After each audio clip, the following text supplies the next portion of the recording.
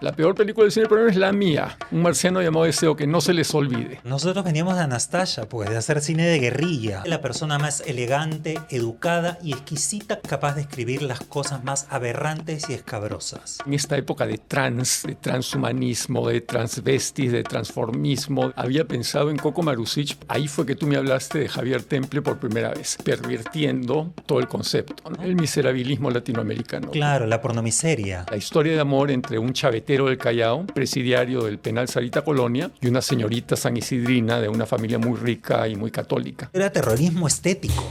Totalmente.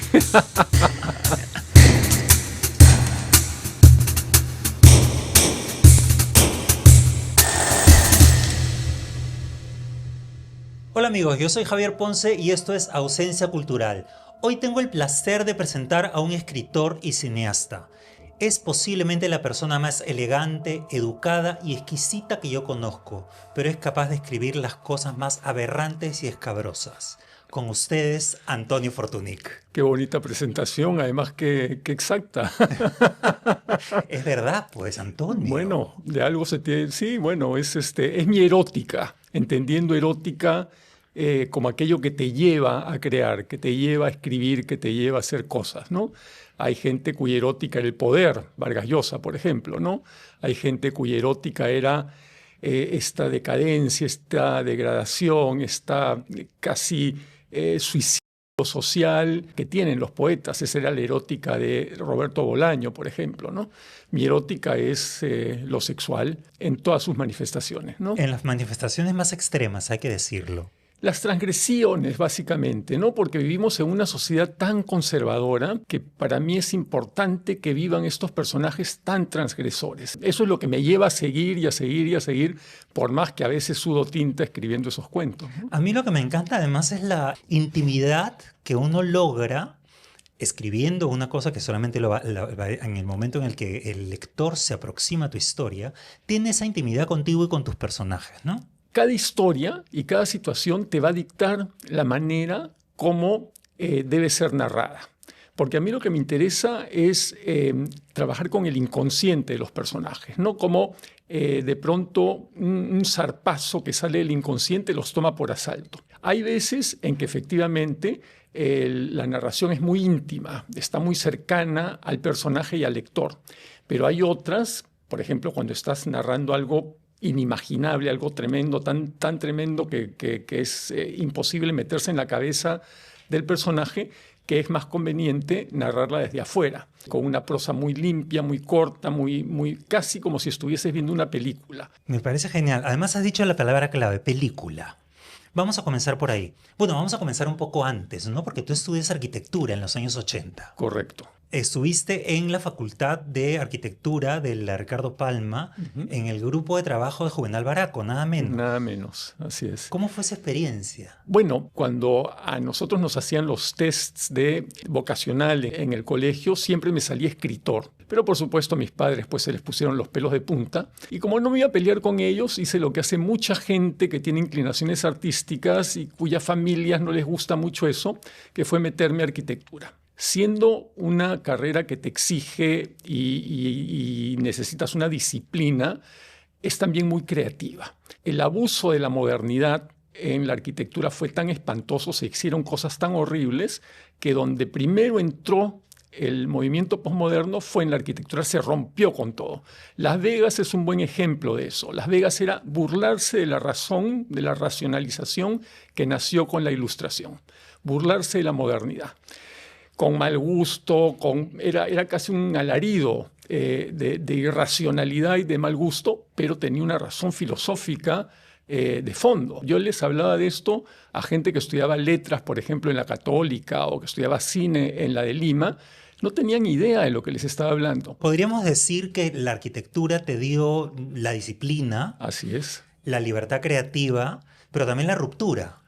Así es, exacto. Y sobre todo lo trans. Uno de los ejercicios que nos hacía hacer Juvenal, por ejemplo, al principio de cada semestre era: escojan una pieza de música clásica y luego construyan un espacio que refleje esa música. En la década del 80 ya Juvenal trabajaba con eso. Ahora que lo veo en retrospectiva, La Facultad de Arquitectura en esa época, la Facultad de Arquitectura de la Ricardo Palma era la más importante, hoy día ya no, lamentablemente, pero para mí fue muy, muy, muy beneficiosa. Y en el año 88 te ganas la beca Fulbright. Sí, y te vas a Estados... no sé si fue el 88 o el 89, tú sabes que ya estoy un poco confundido. Claro, pero a finales de los 80, digamos. Sí. Así es. Te ganas la beca Fulbright y te vas a Estados Unidos. Correcto. Y primero me voy a la Universidad de Illinois, en esa parte de los Estados Unidos que es pues otro mundo. No tiene nada que ver con Nueva York, ni con San Francisco, ni con Chicago, sino que es el Midwest, que es básicamente el eje, el corazón de esa América que vota por Trump, y me dio otra visión completamente distinta de los Estados Unidos, ¿no? Claro, es el foco absolutamente conservador. Totalmente. ¿No? Yo vivía, bueno, en la ciudad universitaria, en un pueblito, un pequeño pueblo donde estaba la ciudad universitaria, y habían 15 o 20 iglesias. Por lo menos Dios estaba ahí. Bueno, no sé no si sé Dios si en todas partes, pero estaba ahí. Habían iglesias, digamos. Pero no te quedas en Illinois, ¿no? No. Porque la beca incluía también otra especialización en la Universidad de Nueva York, en NYU. Y esa experiencia sí fue fascinante porque ahí ya fue contrastar las dos cosas, ¿no? El Estados Unidos del Midwest y el Estados Unidos cosmopolita, de avanzada. Y justamente por todo lo que viví allí fue que me chocó tanto regresar a Lima y encontrarme a esta comarca virreinal tan tremendamente conservadora. Después de haber vivido el delirio neoyorquino, llegar a Lima, a esta cosa tan pacata, tan cerrada, tan conservadora, ¿no? Estudiaste cine en Nueva York. Correcto. Y luego vienes a Perú el año 1992. Correcto, a finales. Y en esa época te pones a hacer edición de comerciales. Sí, pero al mismo tiempo iba escribiendo mis guiones, ¿no? Iba escribiendo cosas que eventualmente me gustaría filmar, y ahí ya vamos llegando un poco a Anastasia, ¿no? Hasta que te conocí. ¿Tú habías visto antes de llegar a Anastasia en Estados Unidos en algún momento la entrevista que le hace Verónica Castro a María Félix? Correcto.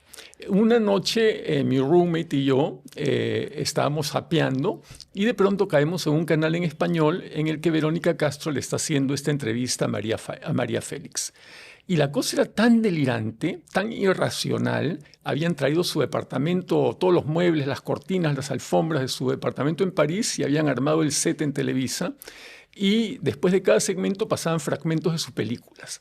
Y entonces ahí se me empezó a ocurrir la idea de hacer algo parecido, pero por supuesto pervirtiendo todo el concepto, ¿no? Volviéndolo todavía más delirante, ¿no? Es como que un transformista imite a Celia Cruz, ¿no? Claro, y el original es bastante travesti, bastante drag. Y ya... Sí, no, pero mucho más allá. Así es. Entonces nos conocemos el año 1994. Así es. En una sala de arte de la mamá de Laura Vaticani. Correcto. Tuvimos la suerte de conocernos. Yo ya estaba dándole vueltas al tema. Había pensado en Coco Marusic porque lo había visto en algunos canales de televisión. Y ahí fue que tú me hablaste de Javier Temple por primera vez. No, yo ya había visto a Javier Temple antes de irme a estudiar a Estados Unidos en alguna discoteca. Y me habían encantado sus shows. De manera que cuando tú me lo mencionaste, me imaginé la cosa y dije, podría ser. Claro, y nos fuimos a la casa de Temple al día siguiente. Y lo encontramos, por supuesto, sentado en su cama de bronce, cual diva ella. Y ahí te lo presento y le propones la idea de hacer un programa de televisión. Sí. Originalmente iba a ser un programa de televisión. Originalmente, pero conforme conocía más a Javier Temple, el físico y la actitud de gran diva, de princesa rusa, etcétera, funcionaban muy bien con el personaje que yo quería crear. Pero por otro lado, tenía la duda, y creo que la he compartido contigo y la compartimos en algún momento, de que Javier pueda llevar adelante un programa de televisión. Claro, al final el programa de televisión no se hace. Así es. Ya vamos a contar por qué. Pero se transforma nuevamente esta cosa, o sea, hay nuevamente una cosa trans ahí, se transforma en otro género, en un documental que no es falso documental, pero es documental también, ¿no? Es trans. Claro. Eso es trans. O sea, toda esa fusión es trans. Y como ya teníamos, como habíamos filmado muchas de las escenas que yo había escrito, que había dibujado en storyboards y todo lo demás, fue una bendición que tú hubieses grabado tanto a Javier Temple en discotecas, en su vida diaria, que le hayas tomado tantas fotos, porque eso nos permitió armar este falso documental, ¿no? Claro, inicialmente estábamos haciendo este proyecto que era un programa de televisión que iba a ser conducido por Javier Temple. Juan Carlos Ferrando iba a aportar el equipo. Tú dirigías, yo hacía la producción junto con Laura Vaticani y comenzamos a filmar las películas. Supuestamente que esta gran diva del cine de oro peruano había grabado con los grandes directores de cine del mundo, ninguno peruano, por supuesto. En aquella época, en el Perú, ni remotamente se soñaba con tener a un personaje de talla mundial. Después Vargas Llosa ganó el Nobel. Después Gastón Acurio se volvió un referente en el mundo de la gastronomía. Después hasta tenemos un papa que tiene DNI peruano.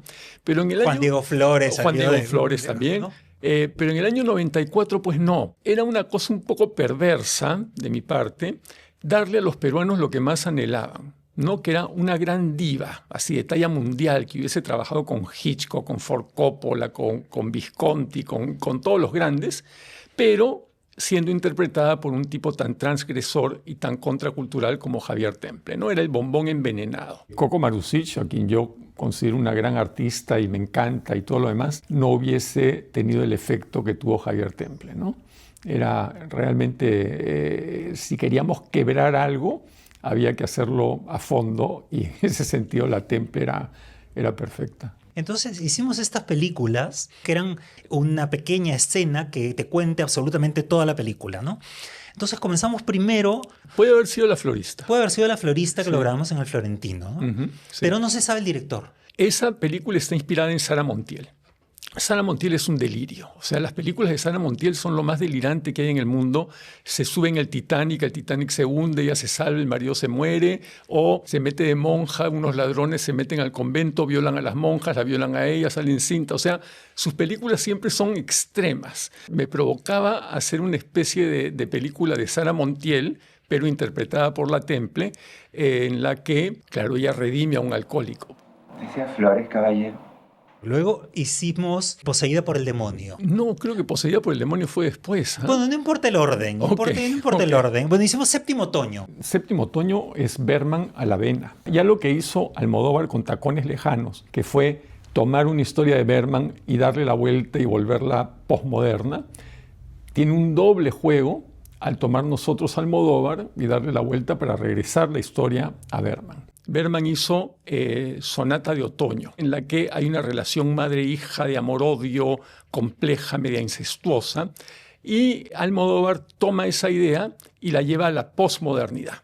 Es decir, hace Tacones Lejanos, en la que hay una relación incestuosa clarísima de parte de Victoria Abril, tanto que termina la película con ella echada en la cama, con el cadáver de su madre, ¿no? Es esta relación que nunca pudo consumar. A lo más cerca que llegó fue acostarse con el travesti que imitaba a su madre. Claro. O sea, a ese nivel de perversión llega Almodóvar. Interpretado por Miguel Bosé. Interpretado por Miguel Bosé, que está fabuloso en esa película. Entonces, toda la estética tenía que ser muy bergmaniana, ¿no? Y ahí hay que agradecer a Laura Vaticani, que se lució con las luces, porque me dio exactamente lo que yo pedía, ¿no? Que eran estos planos tan de Bergman, la mitad de la cara en negro, en oscuro, en sombras, la otra mitad en luces, los primeros planos de los lentes.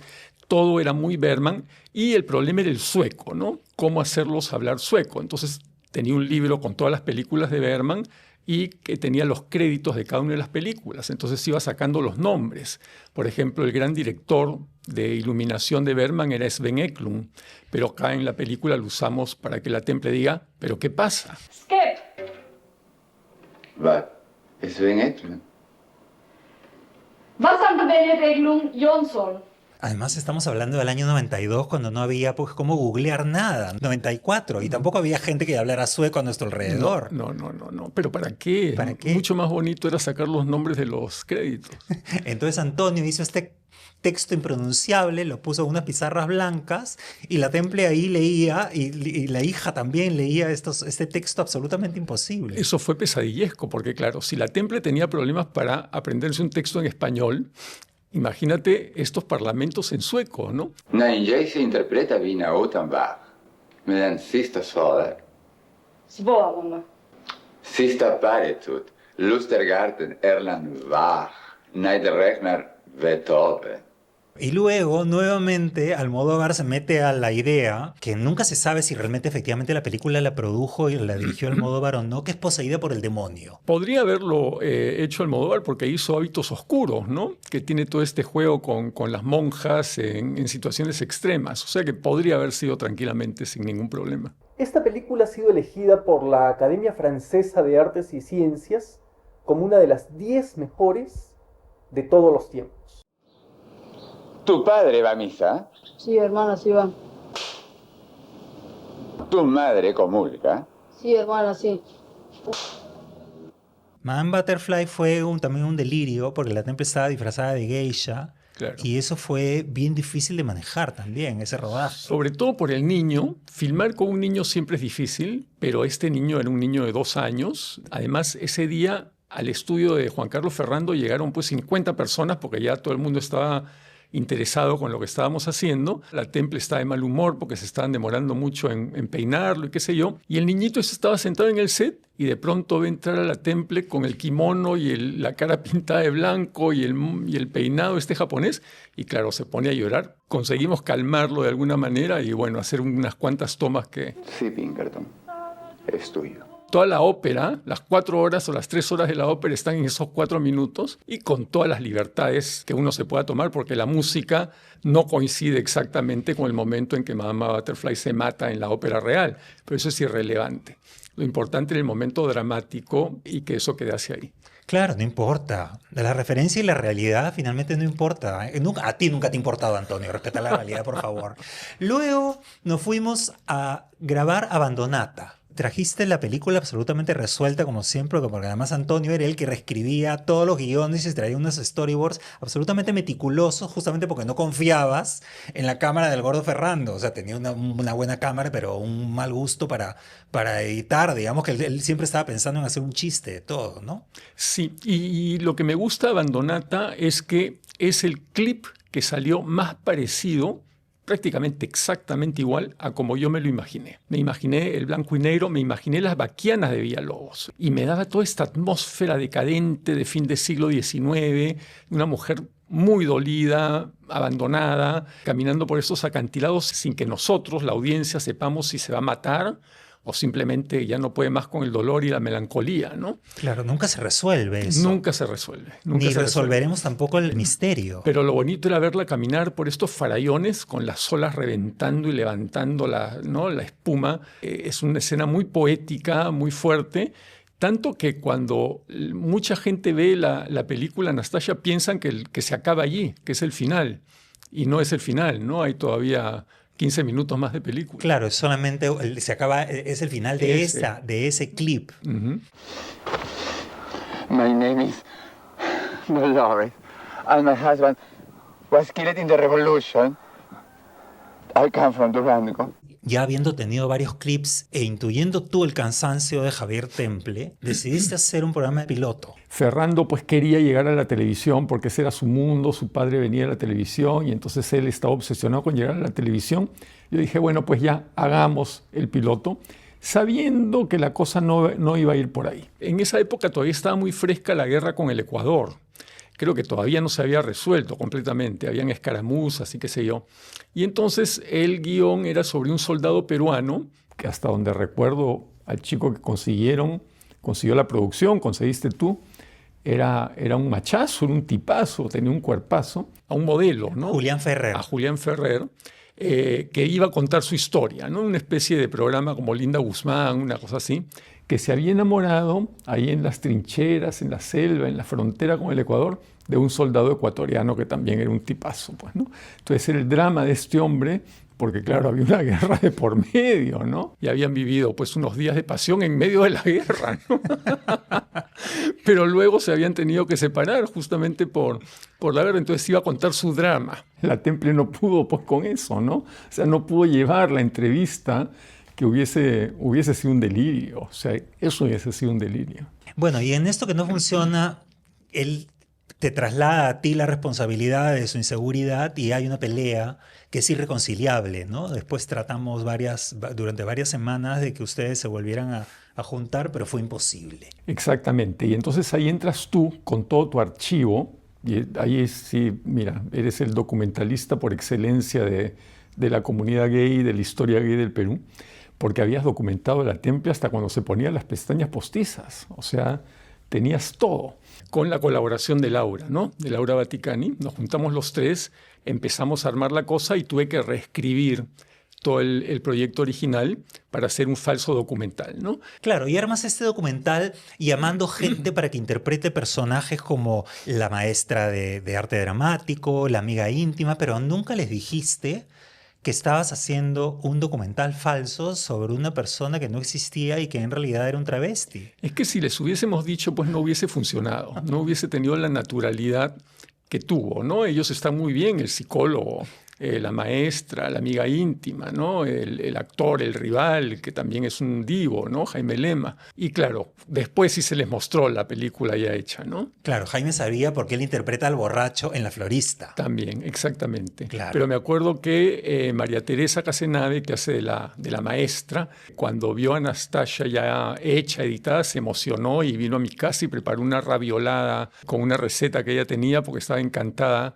con el resultado, ¿no? Con lo que se había conseguido. ¡Qué maravilla! Y luego tú estabas trabajando en el año 98 en Promperú, Correcto. ¿no?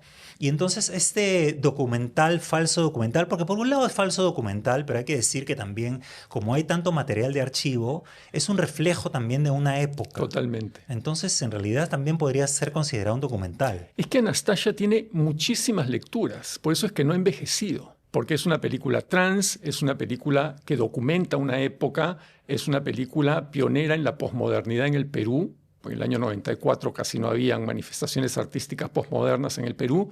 Es una burla a este complejo de inferioridad de una sociedad conservadora que no tenía grandes referentes, grandes personajes que fuesen referentes mundiales, interpretados por lo que más detestaban. Tiene muchas lecturas Anastasia.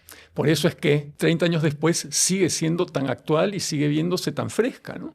Todo eso interpretado además por un transformista que no había forma que tú pensaras que fuera mujer. O sea, que era evidente que era un hombre, digamos, por todos lados. Totalmente. ¿No? Para este proyecto específico se necesitaba alguien como Temple. Claro, porque era terrorismo estético. Totalmente. Entonces, para que reviente la bomba, tendría que ser Javier Temple, pues.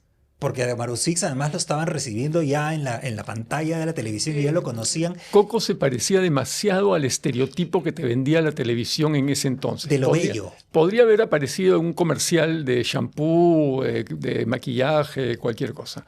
En cambio, Javier Temple no. Javier Temple era la ruptura total. Claro. En el año 98 o 99 intentas que la película se vea en el Festival de Cine de Lima. Yo trabajaba en Promperú y llegó el segundo Festival de Cine de Lima.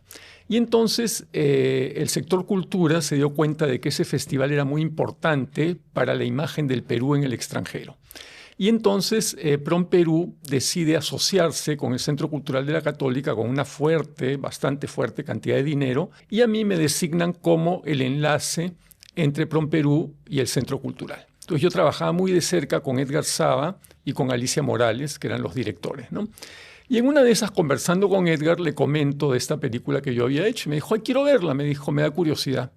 Se la mostré y le fascinó. Al extremo que me dijo, si tú le mejoras un poquito la calidad de la imagen y del sonido, yo la proyecto en la ceremonia inaugural frente a todos los invitados internacionales. Saqué los pocos ahorros que tenía por ahí para mejorarle la calidad. Me encerré con gente especializada para mejorar esta calidad, para digitalizar la película.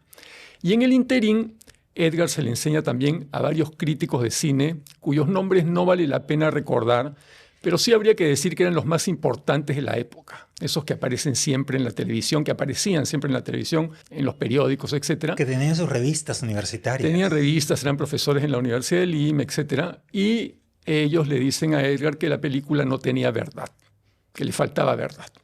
Y le bajan la llanta. Básicamente le bajan la llanta, ya Edgar empezó a dudar, se desanimó un poco y quedó en eso. Bueno, pasó unos más. ignorantes que no se dieron cuenta que era una parodia. Es una cosa impresionante porque la posmodernidad para el año 99 ya les estaba pasando por las narices. O sea, ya el mundo era posmoderno. El Perú, con esta migración de la sierra a las ciudades, se estaba volviendo, Lima se estaba volviendo una ciudad posmoderna. Los colores, la chicha, el folclore, ya la fusión, lo trans, etcétera. Bueno, la chola chabuca Ya que apareció estaba poco después. famosa la chola chabuca en la Bueno, televisión. Y esta gente seguía pensando en el París de los años 50 y en Truffaut y en Godard, que están muy bien, Truffaut y Godard, pero fueron una época, un momento histórico, pero ya pues el Perú es otra cosa y lo que estaba pasando en el Perú era otra cosa, no la vieron. Sorprendente es que hayan sido referentes tan importantes, entre comillas, durante tantos años. Por eso es que el cine siguió haciendo las cosas que seguía haciendo de esa manera tan ya desactualizada, ¿no? El miserabilismo latinoamericano. Claro, la pornomiseria. La pornomiseria. Ahora, 30 años después, tú, yo y Laura nos juntamos y sacamos un libro, homenaje a la película, en el cual continuamos un poco este delirio, llamando a grandes intelectuales de todo el mundo para que escriban y también haciendo un dossier de prensa totalmente demencial en el que se continuaba el personaje, ¿no? Se continuaba el delirio de la película, que no fue algo que planeamos, acuérdate. Nosotros comenzamos este proyecto pensando en hacer una cosa muy seria, pero de pronto cuando nos juntamos, reapareció la chispa de 30 años atrás y empezamos a inventarnos los pósters y empezamos a delirar basados en la película, ¿no? Porque son los pósters que se mencionan en la película. Claro. Y ahí lo bonito era la exigencia que nos impusimos, ¿no? Una película argentina debía tener la misma diagramación que tenían los pósters de las películas argentinas de esa época. Una película de Hitchcock debía tener la estilización de los pósters de las películas de Hitchcock, etcétera, etcétera. La misma tipografía de las letras, Totalmente, los mismos colores, totalmente. la misma composición. Totalmente, Qué ¿no? jodido eres también como jefe, ¿ah? Bueno, pero es que tiene que ser así, pues, Claro, ¿no? Es Me hacía sufrir, Antonio, editando estas cosas. Es verdad. Además eran la 1, 2 de la mañana, porque parecía que no dormíamos, ¿no? Y decía, no, ese tipo no va, hay que usar el otro. No, ese rojo tampoco, es así. Pero así era. Hay coleccionistas de pósters peruanos que los quieren en tamaño natural. Claro, o sea, no solamente los pósters, sino también hicimos un dossier de prensa. No, fue un delirio. Además, la presentación fue una noche mágica porque se mezclaron varias generaciones. Claro, además llenamos los 2 teatros de la Alianza Francesa. Así es. Eso no se hace así nomás. Ante el escepticismo De la propia Alianza Francesa. de la propia Alianza Francesa, que pensaba que no íbamos a llenar ni la mitad del teatro. Nos quieren dar la sala chiquita. Al final hemos llenado el teatro grande y la sala chica también y se quedó gente afuera. Correcto. No, una maravilla. Retrocediendo un poco, en el año 2003 o 2004, no me acuerdo bien, tú me confirmarás las fechas, nos juntamos para grabar, para filmar Un marciano llamado Deseo, que fue calificada por la crítica maldita como la peor película del cine peruano, de la historia del cine peruano. Tienes esa medalla, ¿ah? Pero yo, mira, me la cuelgo en el pecho porque peor es ser una película más, ¿no? No, yo creo que No, además, no, no, no, además una gente que tiene ese tipo de calidad, que te ponga, que reconozca su diferencia, Sí, yo no, sí me no, pongo no. las medallas. Cuando a mí que me dicen, insulta. no, la peor película del cine peruano está la otra. No, no, no. La peor película del cine peruano es la mía, Un marciano llamado Deseo, que no se les olvide. Que no se les olvide. Además fue una película con un gran casting, ¿no? Sí. Estuvo Christian Meyer, Ujú, Robin Hunter, sí. ¿quién más? Bruno Odar, Sí. Mónica Sánchez, Aristóteles Picho, Adolfo Chuyman, Marco Aurelio de Negri Sí, y yo. sí. También me hiciste actuar ahí. Correcto. Bueno, y yo también, ¿no? ¿Tú también? Tú sueles de cónsul, el que le niega la visa. Sí. No, ese rodaje fue un poco desquiciado. Totalmente. La producción nos movió el piso, ¿no? Teníamos toda la producción armada en el Cusco, habíamos contratado todo un equipo para que se encargue de los permisos, de las locaciones que ya las habíamos escogido. Y cuando regresamos un par de semanas después no habían hecho nada, no había ningún permiso listo y hubo que despedirlos a todos. Y eso creó pues una producción muy caótica, ¿no? Porque todos los días había que apagar incendios. No había preproducción, es decir, no había vestuario, no había utilería, no había escenografía. Y entonces con Barón Barrio, acuérdate, Sí, trabajábamos en la noche y en la mañana armábamos la escena y nos íbamos al mercado a seguir comprando las cosas que eran necesarias para armar la siguiente escena. Fue demencial. Fue un delirio. Fue un Fue delirio. demencial. Y la pobre Judith Vélez, que tenía que estar arreglando el plan de rodaje cada 3 minutos, porque nos iban persiguiendo por todos lados, que no teníamos permiso para filmar en ninguna parte, nos apagaban la luz, no había generador. Acuérdate, fue una locura. Y ahí te das cuenta la calidad profesional de la gente, ¿no? Porque había gente sumamente profesional, pero de primera, y había gente no tan profesional. Además de lo que sucede siempre en cualquier producción, y es que siempre hay conflictos entre unos y otros. La gente lleva también sus problemas, sus conflictos, sus complejos a una producción, ¿no?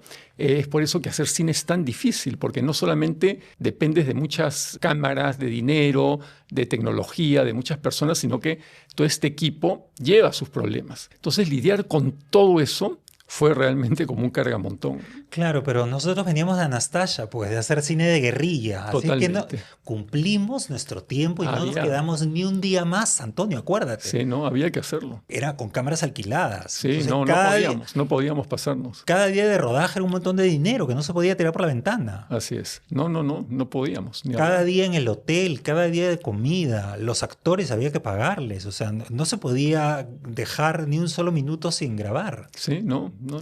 Me acuerdo que un día incluso colapsas y voy y yo hago la escena, es Sí. decir, ya la cosa era vamos a sacar adelante esa película. Sí, tenía que ser así. Y acuérdate cuando llegamos a Machu Picchu.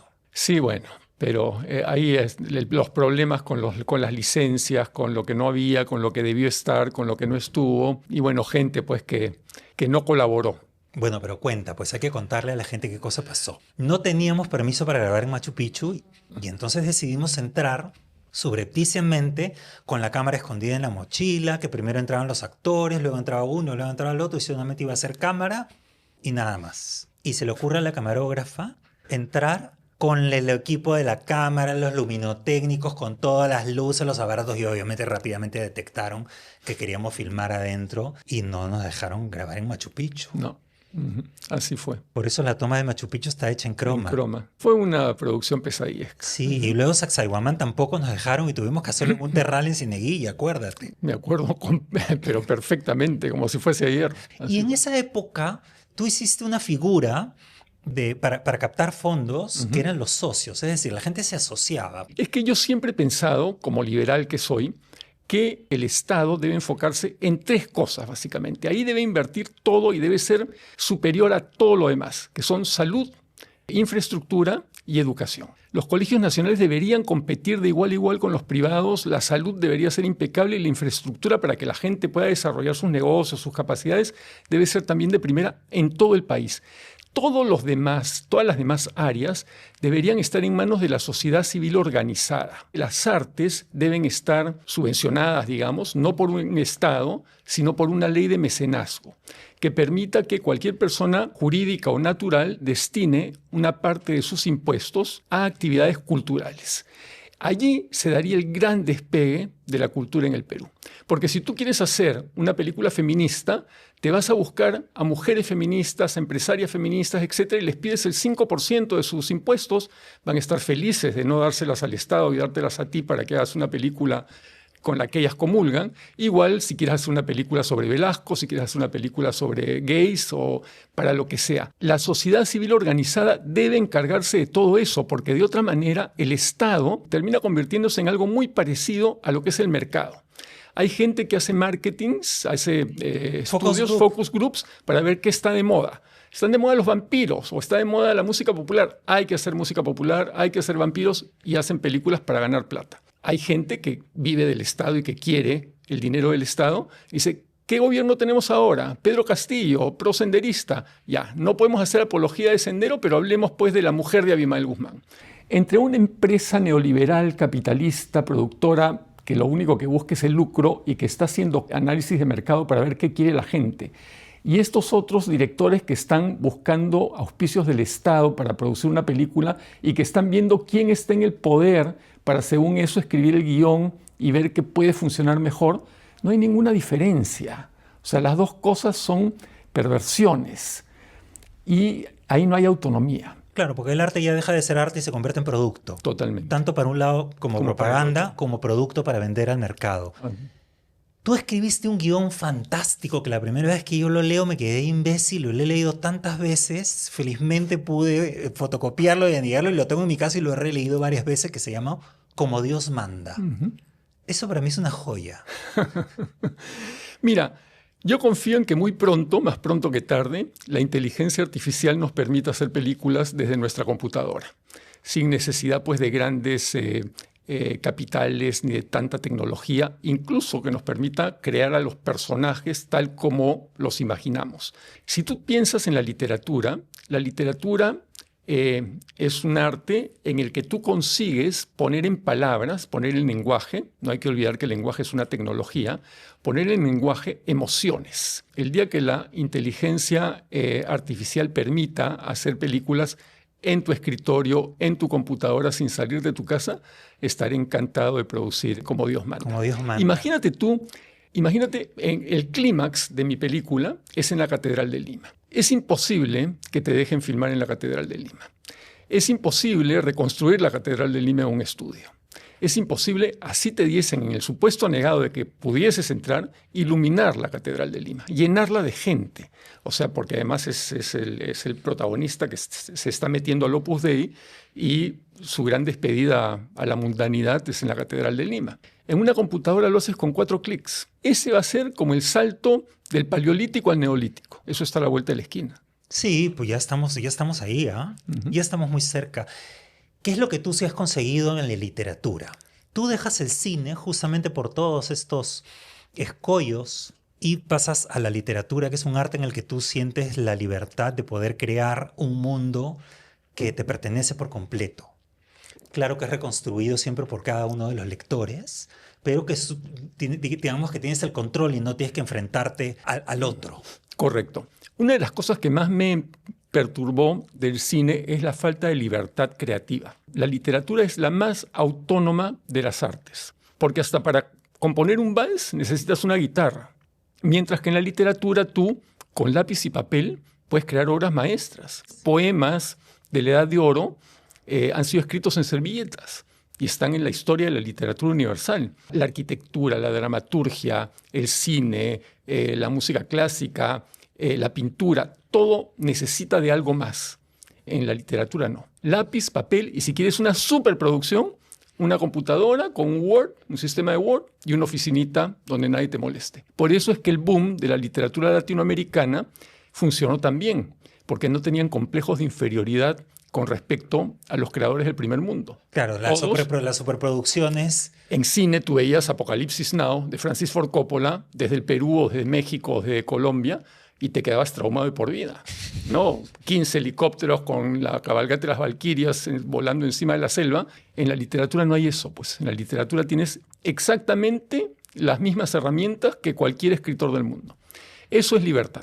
Hablando de literatura, hemos traído hoy día La Cafetera y La Tetera, porque tú me presentaste mi primer libro, que fue 4 tazas de café, ¿verdad? Un libro de poesía. Y tú has presentado varios libros también de cuentos. Más que cuentos, son granadas, son bombas, son golpes en la cara. Tu literatura es una literatura brutal.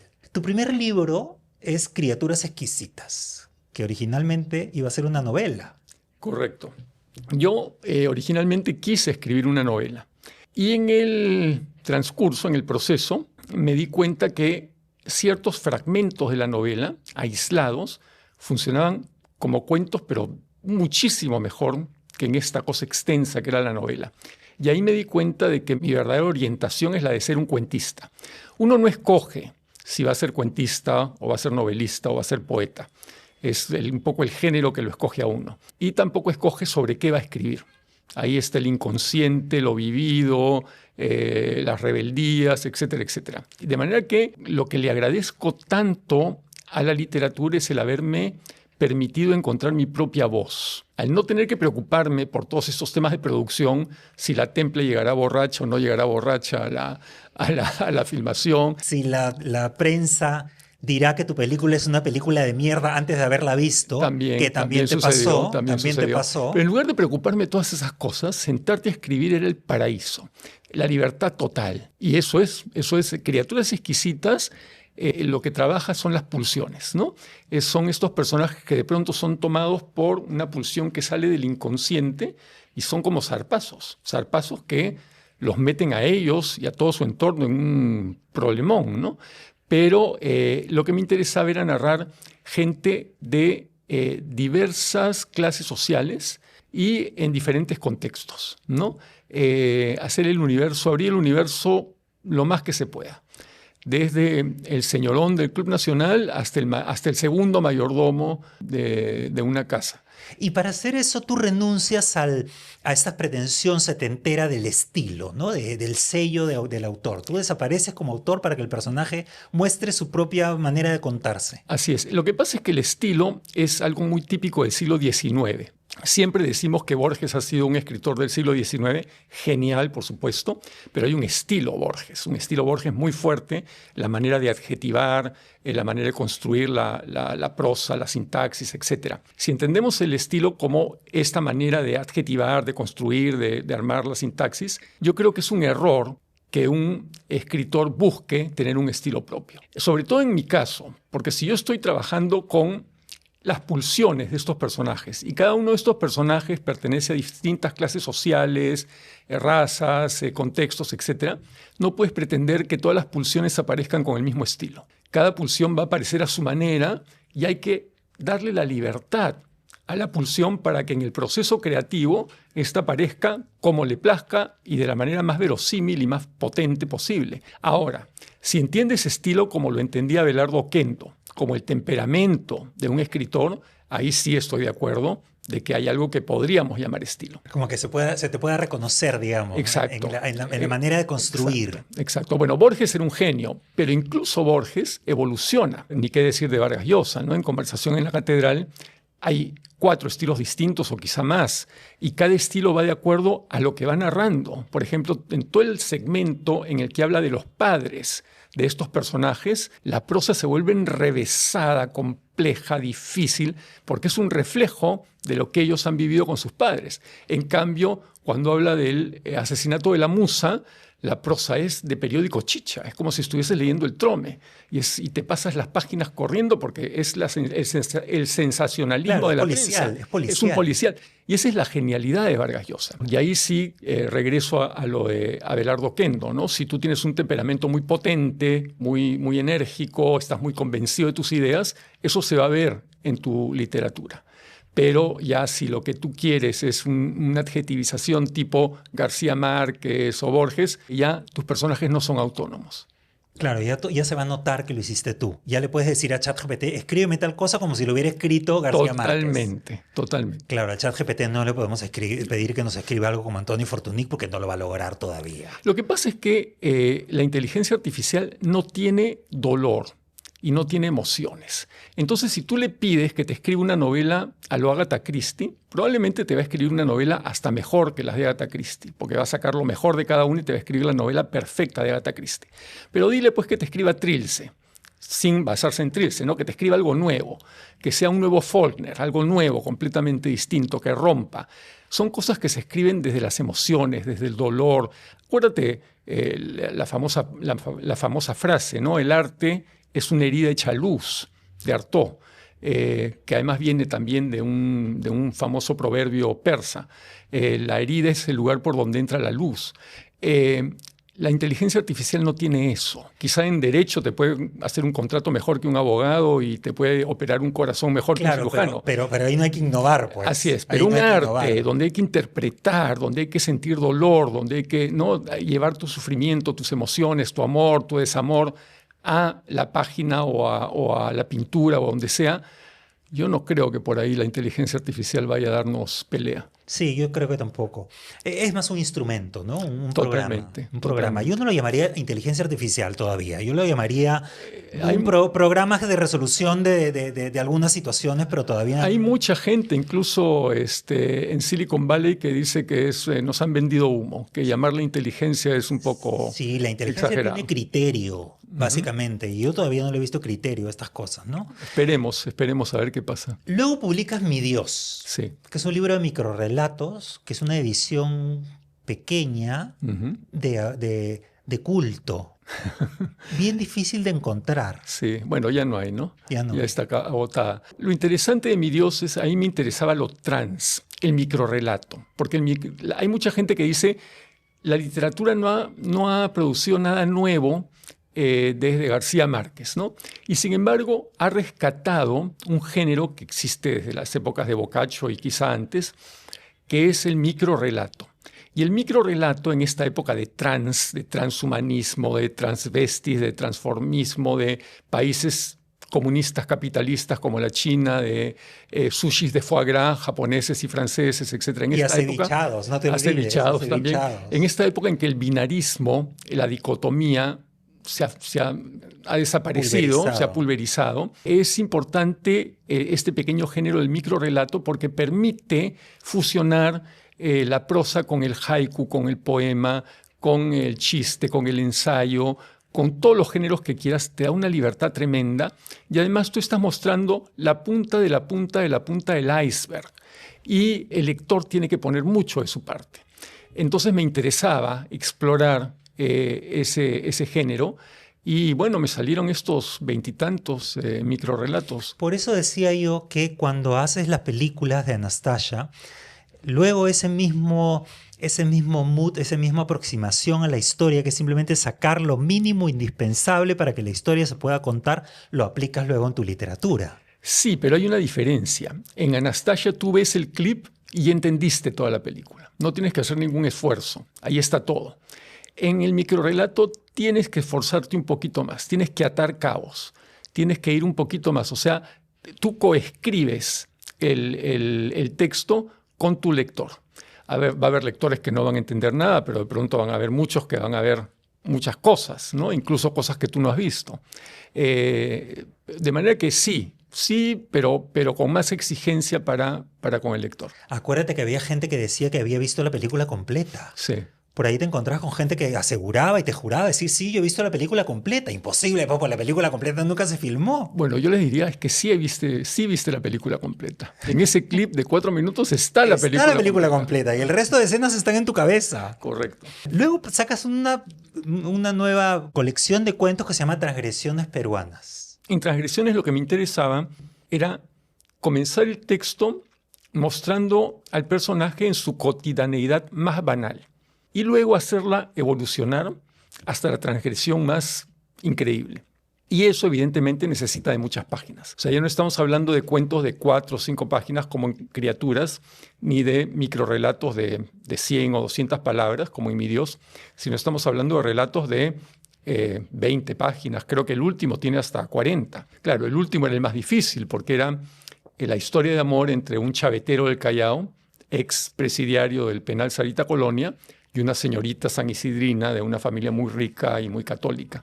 Entonces, ¿cómo hacer que eso funcione? ¿Cómo hacer que personajes tan disímiles terminen en esta relación en la que son asquerosamente felices, ¿no?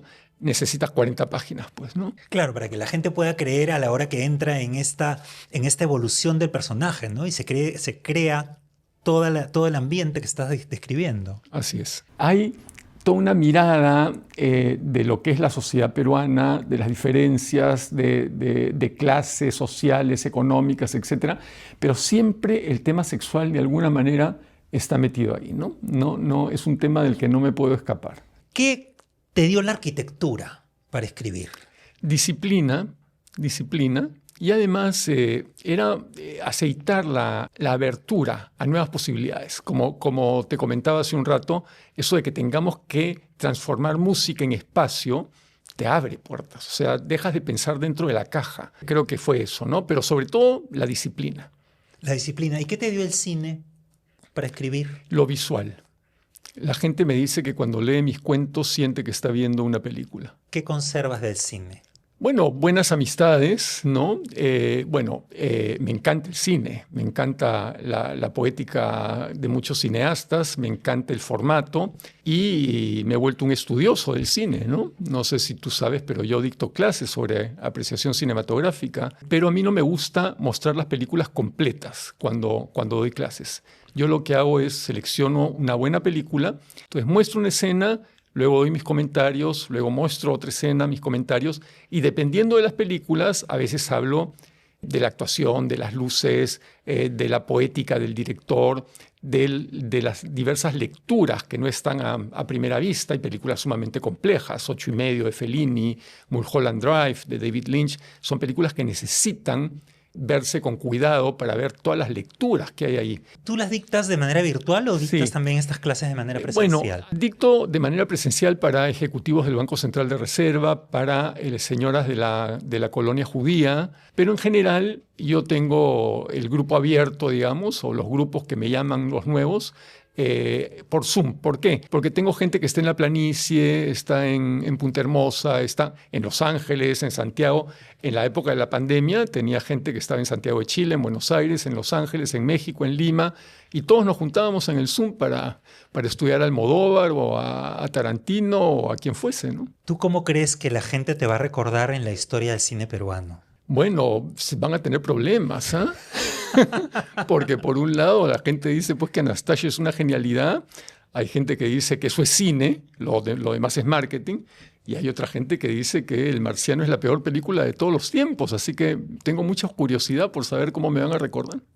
Yo no creo que El Marciano sea la peor película de todos los tiempos. Yo me acuerdo que incluso tú hiciste algo que era el mencionar productos dentro de la película, y eso fue muy criticado, ¿no? Cuando ahora tú me has contado que incluso las películas porno... Sí, bueno, el otro día justo estaba analizando Todo sobre mi madre en uno de los grupos que tengo, y me sorprendió ver la cantidad de veces que aparece un agua mineral española, muy famosa. Evidentemente había ahí pues un pago por que aparezca esta marca tantas veces, ¿no? Mira, si Almodóvar lo hace, y claro, una película porno, un actor famosísimo, una actriz famosísima, necesita hablar por un iPhone o usar una computadora, es bien fácil llamar a la empresa y decirle, mira, fulano de tal necesita hablar en un teléfono, ¿quieres que sea Samsung o quieres que sea iPhone? ¿Cuánto me das? Por eso, insisto, lo que necesitamos nosotros es una ley de mecenazgo para no estar necesitando de esas herramientas externas, para que las obras puedan ser autónomas, puedan ser mucho más libres, ¿no?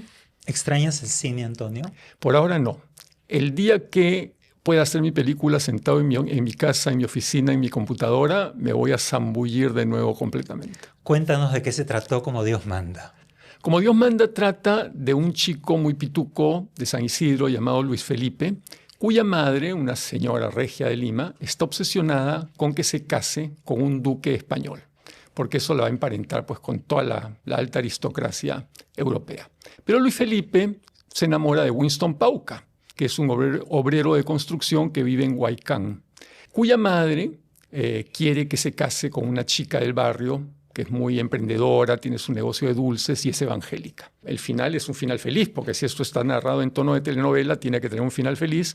En las grandes escalinatas de mármol de la mansión de Luis Felipe se mezclan los dos mundos, ¿no? El mundo de Winston Pauca, con todas las polleras y los colores, etc., y el mundo de Luis Felipe con toda esta cosa estirada, remilgada. Un poco la idea de Ribagüero, ¿no? La necesidad del mestizaje. Claro, y hay un señalamiento de la homofobia sin señalarla directamente, ¿no?